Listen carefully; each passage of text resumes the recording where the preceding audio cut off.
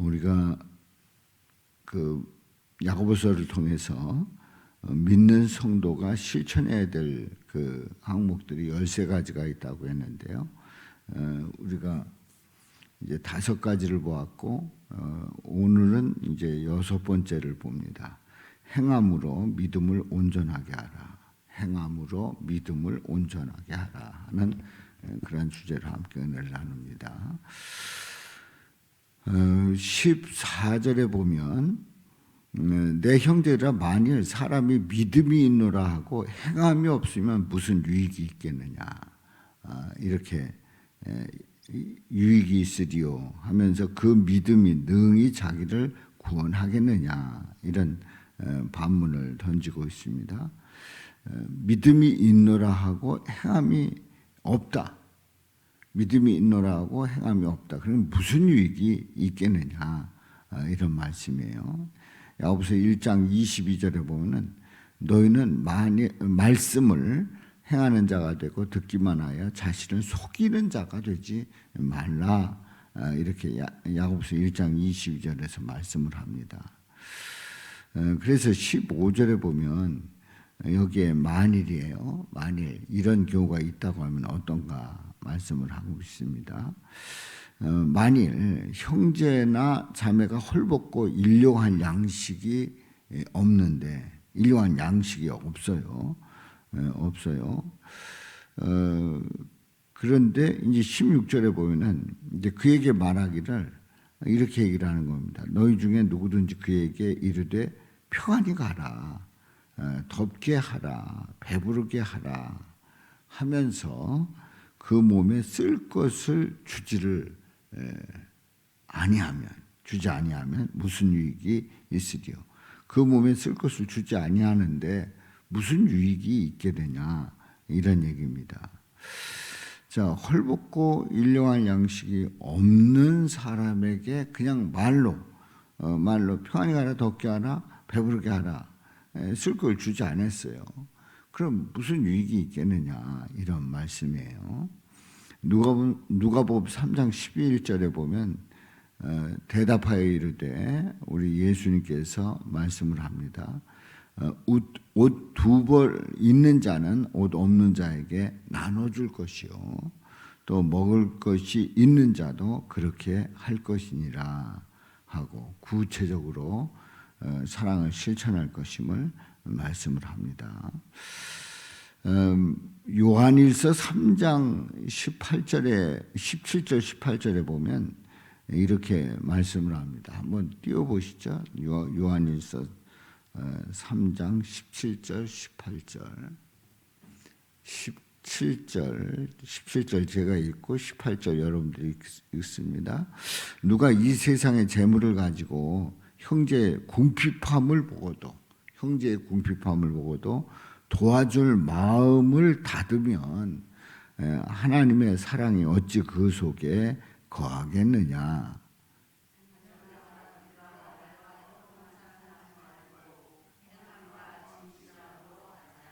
말과 혀로만 사랑하지 말고 행함과 진실함으로 하자, 이렇게 말씀을 하고 있어요. 자, 그래서 17절에 이렇게 말씀을 합니다. 오늘 본문 17절에 보면 이와 같이 행함이 없는 믿음은 그 자체가 어떤 것이래요? 죽은 것이라. 행함이 없는 믿음은 그 자체가 죽은 것이다 말씀을 합니다. 그래서 이제 야고보서에서 계속 강조하고 있는 것은 믿음은 행함이 있어야 된다. 행함의 열매가 있어야 된다. 행함이라는 열매가 있어야 된다. 그래서 믿음의 열매는 뭐냐? 행함이다. 행함으로 나타나야 한다는 것이죠. 그렇지 않으면 그 자체가 죽은 것이다 말씀을 합니다. 바로 이 17절 말씀은 야고보서에 있는 전체 말씀 중에 가장 핵심되는 말씀이지요. 행함이 없는 믿음은 그 자체가 죽은 것이다 말씀을 합니다.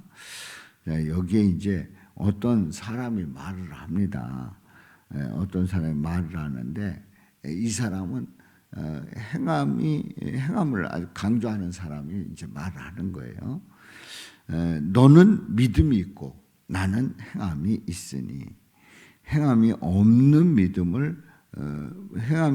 내 믿음을 내게 보이라. 나는 행함으로 내 믿음을 내게 보이리라 하리라. 이렇게 그 확신에 찬 말을 하고 있습니다. 이제 어떤 사람이 이제 믿음을 강조하고 있는 그런 사람에게 아니 너는 믿음이 있다. 나는 행함이 있다. 그럼 행함이 없는 내 믿음을 내게 보여라. 행함이 있는 사람에게 이제 보여달라는 거죠. 나는 행함으로 내 믿음을 내게 보여주겠다. 확실히 보여주겠다. 이런 말씀을 합니다. 로마서 8장 28절에 보면 이렇게 말씀을 합니다. 그러므로 사람이 의롭다 하심을 얻은 것은 율법의 행위에 있지 않고 믿음으로 되는 줄 우리가 인정하노라 하는 말씀이 있어요. 또 마태복음 7장 16절 17절에 보면 이렇게 말씀을 합니다. 그들의 열매로 그들을 알지니 가시나무에서 포도를 또는 엉겅퀴에서 무화과를 따겠느냐. 이와 같이 좋은 나무마다 아름다운 열매를 맺고 못된 나무가 나쁜 열매를 맺나니. 그 열매로서 확실히 보여준다는 거죠. 그래서 나는 행함으로 내 믿음을 내게 보이겠다. 그러니까 믿음만을 강조한다고 하면 나는 행함 속에서 그 믿음을 보여주겠다. 이렇게 그 강조를 하고 있는 겁니다. 자, 그러면서 19절에 보면 하나님은 한 분이시다.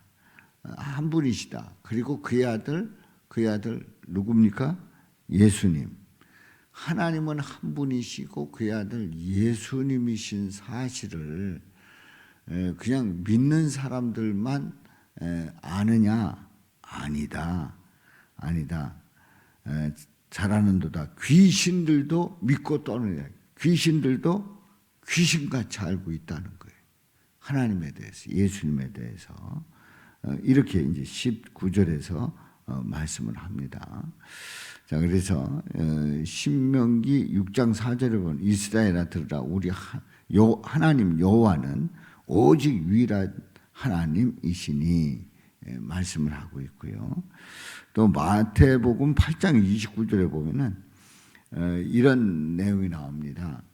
가다라 지방에 귀신 들린 자 둘이 크게 소리를 지릅니다.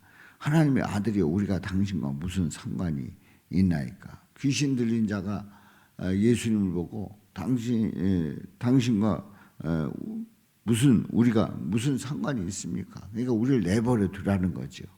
근데 그때 하나님의 아들이요. 예수님 보고 하나님의 아들이요. 그렇게 외치는 거예요. 때가 이르기 전에 우리를 괴롭게 하려고 여기 오셨나이까. 그냥 우리를 내버려 두라는 거예요. 예수님을 하나님의 아들이라고 그야말로 이 귀신들이 귀신같이 알고 있는 거예요. 자, 마가복음 1장 24절에 보면은 여기는 가버나움에 회당에 귀신 들린 사람이 있었어요. 가버나움에 그 회당에 귀신 들린 사람이 있었는데 이 사람이 뭐라고 그러냐면 나사렛 예수요. 우리가 당신과 무슨 상관이 있나이까. 우리를 멸하러 왔나이까. 나는 당신이 누구인 줄 아노니 하나님의 거룩한 자니이다. 예수님 보고 선포하는 거예요. 하나님의 거룩한 자니이다. 그러니까 하나님을 이렇게 안다고 해서 다 되는 게 아니다. 귀신들도 그야말로 귀신같이 다 알고 있다. 이런 말씀이지요. 이제 사도행전 19장 11절부터 있는 말씀을 보면 이런 내용이 나옵니다. 바울의 3차 전도 여행 때에 일어난 일이에요. 3차 전도 여행 때. 그때 에베소에서 일어난 일인데 하나님이 바울의 손으로 놀라운 능력을 행하게 하십니다.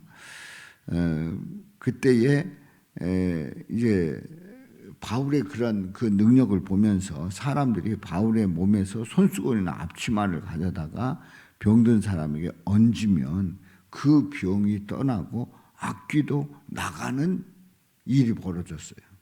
이게 놀라운 일이죠. 놀라운 일이죠. 그래서 이제 이런 모습을 보고 돌아다니면서 마술하는 어떤 유대인들이 시험 삼아서 악귀 들린 자들에게 주 예수의 이름을 부릅니다. 그냥 하는 게 아니고 예수의 이름을 부릅니다. 이 마술하는 이 유대인들이 예수의 이름을 불러서 말을 합니다. 내가 바울이 전파하는 예수를 의지하여 너에게 명하노라. 악귀 들린 자에게 예수의 이름을 부르면서 명하노라 막 이러면서 큰 소리 치는 거예요. 이제 그때 제사장 스게와의 그 7 아들도 이런 흉내를 내는 겁니다. 그때에 그 악귀를 막 예수의 이름을 부르면서 막 쫓아내는데 악귀가 대답을 합니다. 뭐라 그러냐면 내가 예수도 알고 바울도 알거니와 너는 누구냐? 나는 예수도 알고 바울도 알거니와 너는 누구냐? 도대체 너는 누구냐? 그러니까 예수의 이름을 가지고 그 막 선포하고 뭐 난리를 치는데 그냥 맹탕인 거예요. 그야말로 예수님을 확실히 믿는 것도 아니고 그 열매가 있는 사람도 아니고 그냥 흉내 낸 거지요. 근데 이 악귀가 난 예수 안다. 바울도 안다. 너희는 누구냐? 이러면서 오히려 악귀가 조롱했던 그런 일이 있었단 말이죠. 그렇습니다. 내가 하나님은 한 분이신 줄 아느냐? 잘하는도다. 귀신들도 믿고 떠느니라. 귀신들도 믿고 떨고 있다는 거지요. 그래서 이제 마태복음, 마가복음, 사도행전에 나온 그 말씀을 통해서 함께 그 실례를 보았습니다만, 이제 오늘 이 본문 말씀에서 요점이 뭡니까? 행함이 없는 믿음에 대해서 그 행함이 없는 믿음의 열매 없는 모습에 대해서 비유를 하면서 그러면 안 된다. 행함의 열매가 있어야 된다 하는 거예요. 그런데 이제 우리가 이 말씀을 이렇게 깊이 보면서 그러면 이제 내가 그 주님의 말씀을 행하고 실천해야 하지 않습니까? 그런데 여기에 출발점이 어떤 거냐가 아주 중요합니다. 다시 얘기해서 행함이 없는 믿음은 죽은 믿음이다. 이렇게 얘기를 하다 보니까 그럼 행함 없으면 그건 죽었다. 끝났다. 이렇게 단정적으로 생각을 하고 그래서 우리는 율법을 실천하는 가운데 그 율법을 이루어갈 때에 믿음이 온전하다. 이렇게 강조를 할 수 있어요. 그런데 이제 여기에 출발점이 뭐냐 하는 거예요. 행함이 없는 믿음은 죽은 믿음이다 했는데 이 행함의 출발점이 뭐냐 하는 거지요. 이 행함의 출발점이 나인가 예수님인가 이게 굉장히 중요한 거예요.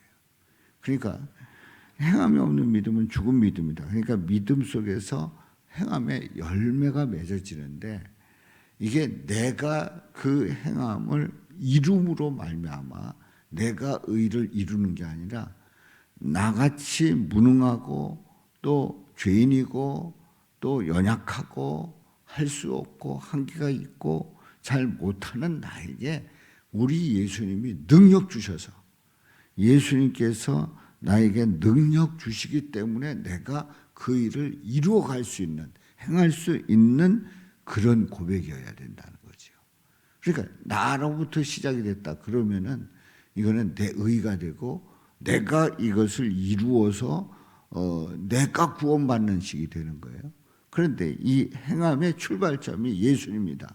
그러니까 예수님이 능력 주셔서 예수님께서 지혜 주셔서 예수님께서 할 수 있는 힘을 주셔서 예수님께서 할 수 있는 그 환경을 주셔서 내가 그 은혜로 행했다라고 고백을 할 때 바로 그 믿음의 그 행함의 열매를 제대로 올바로 고백할 수 있다는 거죠. 그렇습니다. 오늘도 행함으로 믿음을 온전하게 하라고 하는 이 말씀을 함께 은혜 나눌 때에 그 행함의 출발점이 내가 아니라 예수님으로부터 시작되는 그런 행함이 돼서 우리가 믿음 생활 속에 아름다운 그 열매를 맺으면서 하나님께 영광 돌리는 저 여러분들 되시기를 주님의 이름으로 축원합니다. 살아계신 아버지 하나님,